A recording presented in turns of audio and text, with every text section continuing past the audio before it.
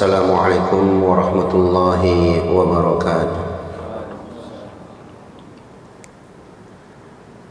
Alhamdulillahirabbil alamin, wassalatu wassalamu ala asyrafil anbiya'i wal mursalin nabiyina Muhammadin wa ala alihi wa sahbihi ajma'in. Wa qala Rabbuna ta'ala fi kitabihil karim, ya ayyuhalladzina amanu taqullaha haqqa tuqatih wa la tamutunna illa wa antum muslimun. Ya ayyuhan nasu taqu rabbakumul ladzi khalaqakum min nafsin wahidah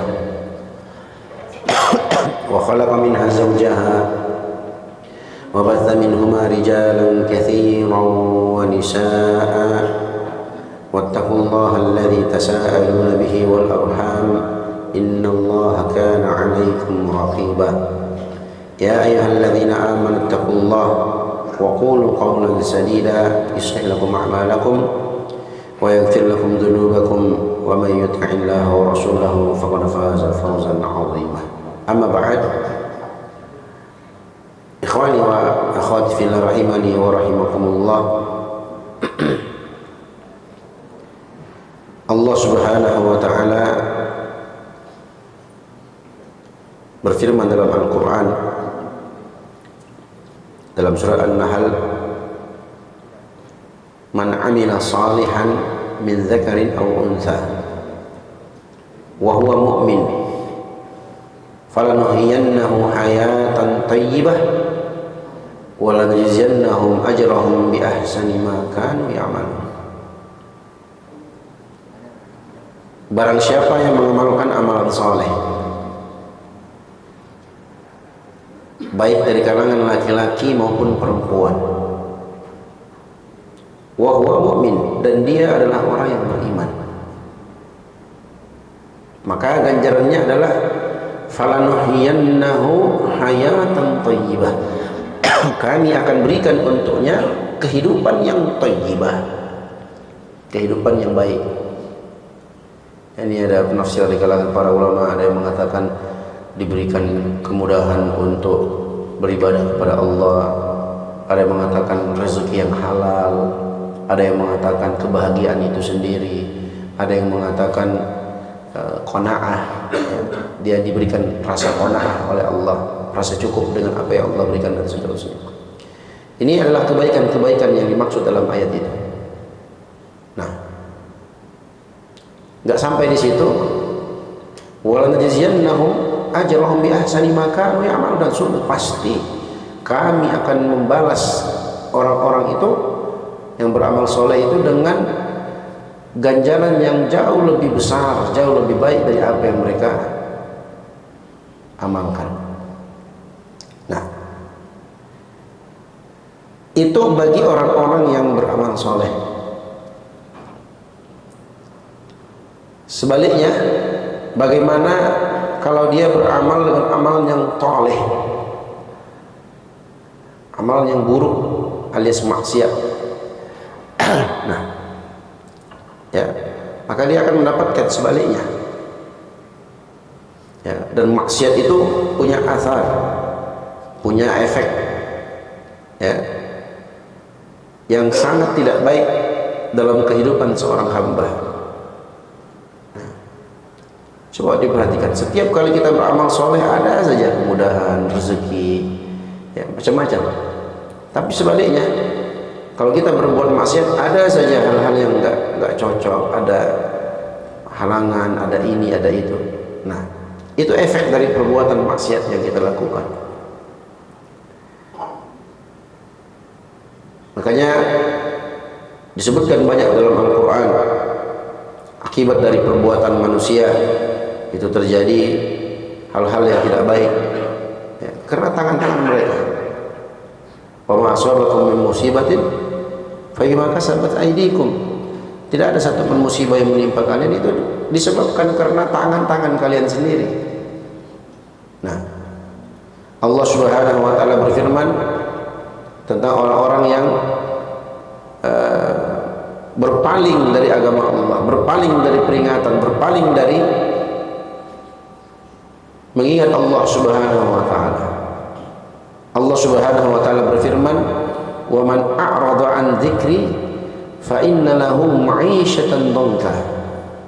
Barang siapa yang berpaling dari mengingatku, yakni berpaling dari mengingat Allah, berpaling dari ketaatan.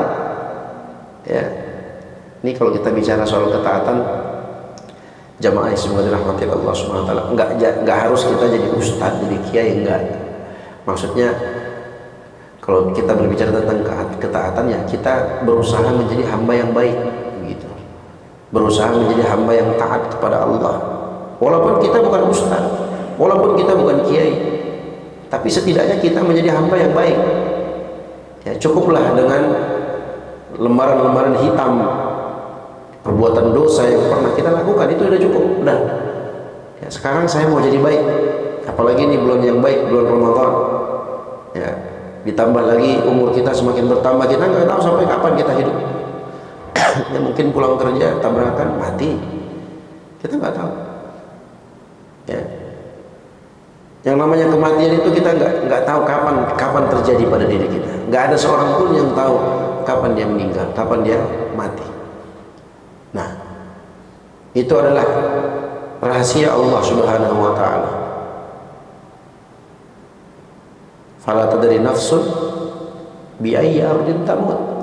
Tak ada satupun jiwa yang tahu di bumi mana dia mati, enggak ada. Bisa datang tiba-tiba. Ya. Ya bukan juga karena umurnya, enggak.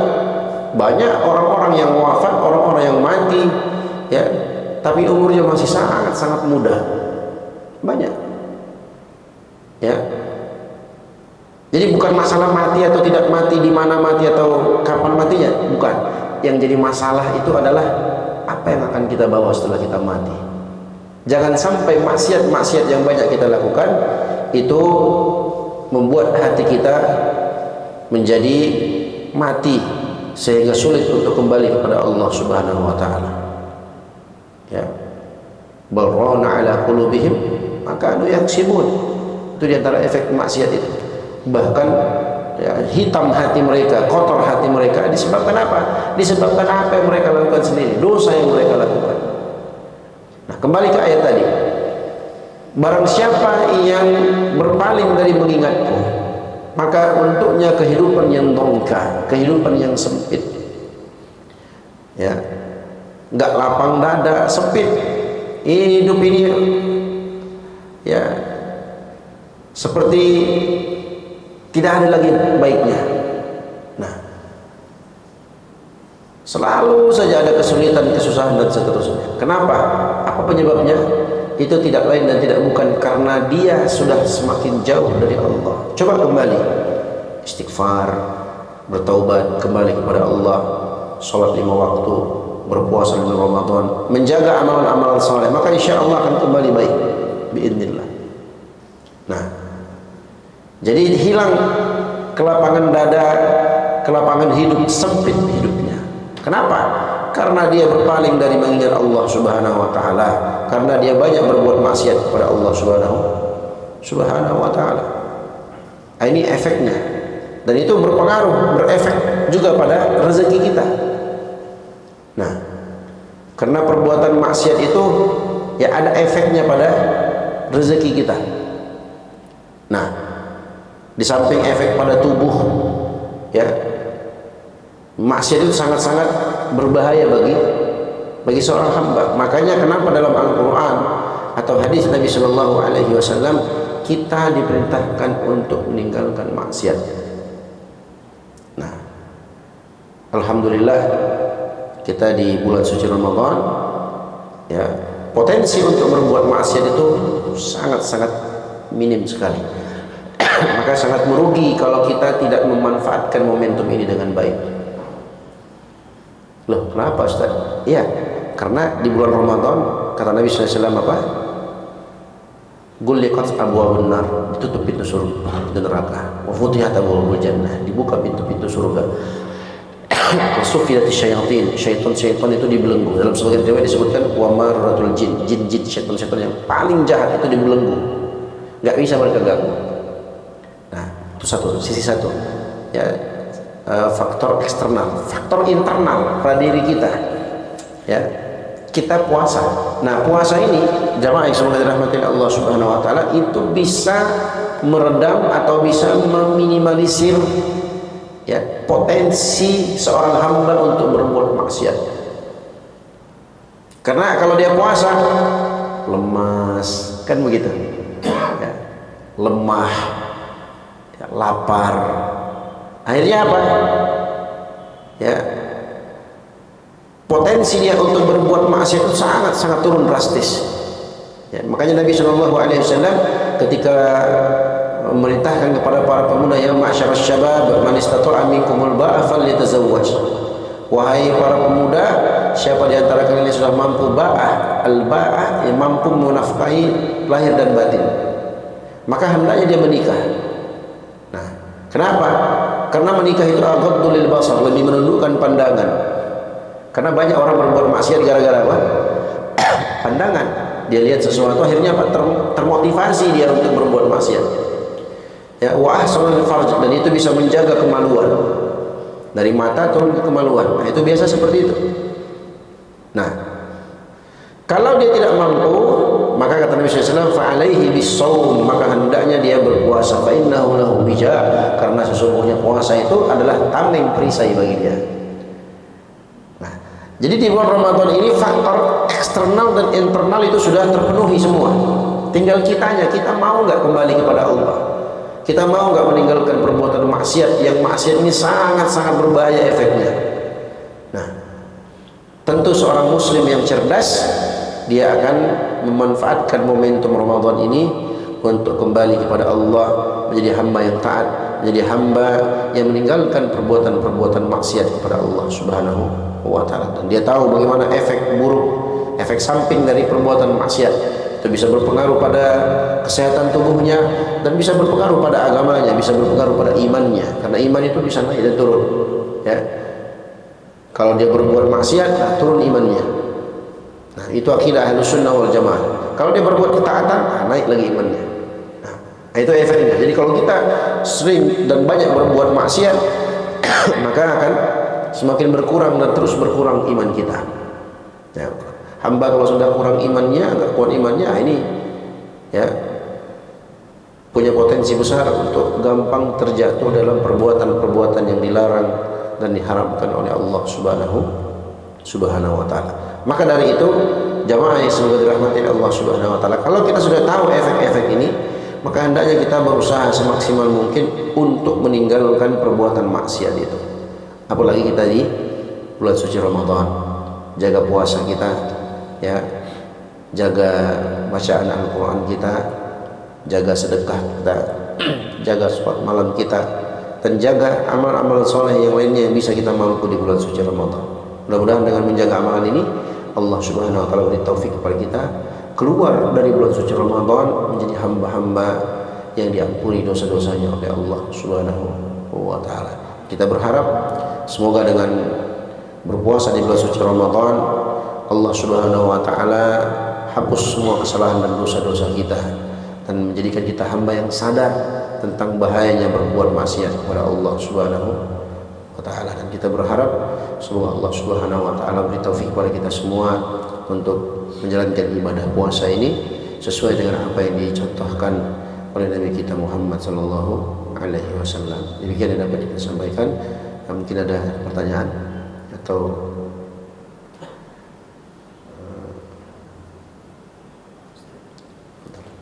tadi kan judulnya efek sebuah maksiat.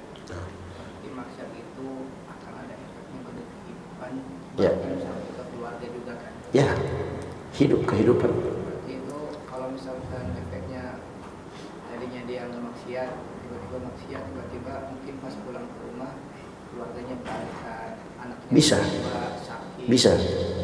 Seperti itu, Ustaz. Iya bisa, efeknya yang dia rasakan dalam kehidupannya, termasuk istri dan anak-anaknya, keluarganya. Nah, karena disebutkan dalam ayat yang telah kita sebutkan, fa inna lahu ma'isyatan dhanka, maka baginya kehidupan yang sempit. Ya, kita kan hidup nggak sendiri, ya kan? Nah, itu beda lagi kalau dia nggak punya anak istri, ya udah berarti kehidupannya sebagai seorang bujangan. Ada saja. Ya. Makanya kenapa agama Islam ini disebut sebagai agama yang sempurna, karena semua itu dibahas. Ya.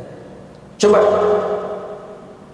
bagi orang-orang yang tertimpa kesulitan ekonomi atau kehidupan yang susah, coba dia kembali kepada ajaran Al-Quran, kembali kepada Allah, beristighfar, bertaubat, ya. Dia belajar bagaimana sikap seorang muslim ketika diuji oleh Allah. Dia belajar, maka dia akan mendapatkan jalan-jalan keluar itu. Sedikit demi sedikit dia akan dapatkan, oh begini sebenarnya. Nah, diajarkan untuk bersabar ketika dapat musibah, diajarkan bersyukur ketika dapat nikmat, diajarkan untuk segera kembali dan bertaubat kepada Allah ketika dia terjatuh dalam perbuatan maksiat. Itulah kunci kebahagiaan hidup seorang hamba, karena nggak lepas dari tiga itu. Hidup kita nggak lepas dari tiga itu, Pak.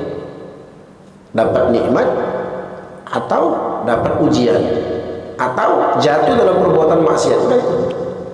Nah, nggak lepas dari tiga itu terus berputar-putar, ya, berputar siang malam, pagi petang siang malam sampai kita mati. Itu yang berputar terus. Kalau nggak nikmat, ya dapat ujian. Kalau nggak dapat ujian, ya terjatuh dalam dosa. Nah, kalau nggak jatuh dalam dosa, ya dapat nikmat, atau mungkin jatuh dalam perbuatan maksiat, atau mungkin diuji, atau itu terus berulang-ulang. Nah, kalau kita sudah dapat kuncinya, ya tinggal kita amalkan, tinggal kita praktekkan. Ya, rumusnya, jalan keluarnya, jawabannya sudah ada. Tinggal kita mau laksanakan nggak? Nah, karena ada juga orang yang sudah tahu, dia sudah paham, ya tinggal dijalankan, tapi dia nggak kerjakan. Ya, kenapa? Karena dia ikuti bisikan syaitan, ya, yang selalu dibisikkan di kepalanya atau di telinganya, ya, dengan satu kata. Apa kata itu? Yaitu kata nanti. Dia mau berbuat baik nih, dia mau bertobat, nanti. Ya. Dia mau puasa nih, nanti. Dia mau tinggalkan, dia mau melaksanakan sholat tarawih umpamanya, nanti. Enggak, dia enggak. Akhirnya apa? Dia tidak menjadi hamba yang kembali kepada Allah Subhanahu wa taala. Nah, itu cara di antara cara yang dilakukan oleh syaitan, ya, sengaja untuk mengajak kita menunda perbuatan baik. Sedangkan di satu sisi kita nggak tahu kapan kita mati. Nah, maka dari itu seorang yang cerdas adalah seorang yang mempersiapkan amalan terbaiknya untuk kehidupan setelah kematian. Kata Nabi sallallahu alaihi wasallam, Al-qayyisu man dana nafsahu wa amila lima ba'dal maut. Seorang yang cerdas itu adalah orang yang mengekang hawa nafsunya dan dia beramal dengan amalan-amalan saleh untuk persiapan kehidupan setelah kematian, akhirat. Wal ajizu, sedangkan seorang yang lemah akalnya, orang yang bodoh itu apa? Ya, manittaba'a nafsahu hawa, orang-orang yang mengekor, yang mengikuti hawa nafsunya. Setelah itu apa? Wa tamanna 'ala Allahi tamanna. Setelah itu dia banyak berangan-angan. Udahlah enggak sholat, udahlah enggak puasa, ya, tapi berangan-angan dia masuk surga. Nah, banyak kita dapatkan orang seperti itu. Udahlah enggak puasa, merokok pula dia, enggak malu dia, bangga pula dia merokok depan orang puasa. Nah, ini kalau orang kafir bukan Islam, mungkin kita bisa, oh iya ini orang ngolok-ngolok, ini muslim, Pak. Ya, dengan bangga dia merokok umpamanya di depan orang-orang puasa. Ini harusnya ya tidak terjadi pada diri seorang muslim, harusnya. Ya, tapi kami dari jauh dari agama Allah Subhanahu wa taala, jauh dari tuntunan, jauh dari orang-orang yang baik, sehingga dia tidak mendapatkan arahan-arahan untuk menjadi lebih baik. Nah, tapi kalau sudah dekat lebaran, dia yang paling sibuk. Dia yang paling sibuk minta THR. Dia yang paling sibuk mudik. Dia yang paling sibuk cari baju baru untuk lebaran. Sedangkan dia nggak puasa. Ya, padahal lebaran itu, Idul Fitri itu ya adalah kebaikan, adalah kegembiraan bagi siapa? Bagi orang-orang yang berpuasa. Yang nggak puasa itu nggak pantas dia ikut Idul Fitri. Nah, karena itu adalah kebahagiaan yang Allah siapkan untuk orang-orang yang berpuasa saja. Nah, sedang lain.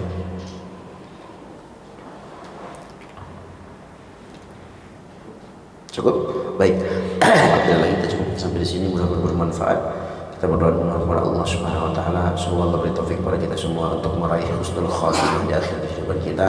Dan semoga Allah Subhanahu wa taala beri taufik kepada kita untuk melaksanakan ibadah puasa sesuai dengan tuntunan Rasulullah sallallahu alaihi wasallam, sehingga kita keluar dari bulan Ramadan jadi hamba-hamba yang meraih ampunan Allah, diampuni dosa-dosa dan kesalahannya, dan dijauhkan dari api neraka serta dimasukkan ke dalam surganya. Amin ya rabbal alamin.